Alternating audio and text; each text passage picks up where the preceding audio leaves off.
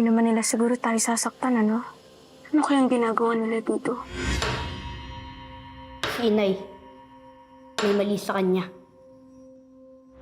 Babalik ako. At hindi ko kayang tanggapin kung may mangyayari sa inyo. Kaya huwag kayong lalabas ng bahay na ito.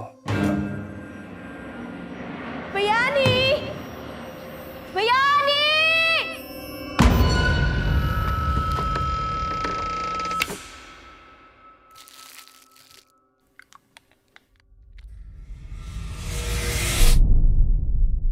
Huwag kang matakot, Tala.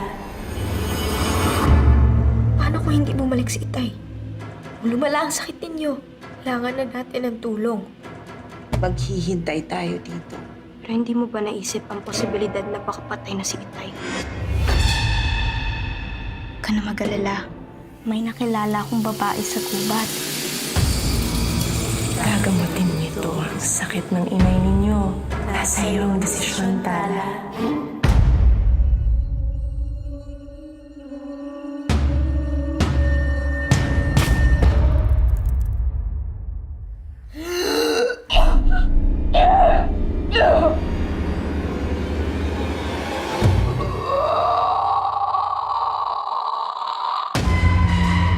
Anong ginawa mo kay Inay?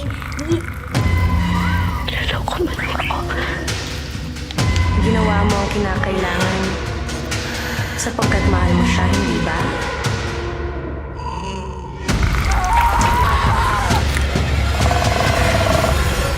Kung kinakailangan mo ako muli, alam mo kung saan ako hahanapin.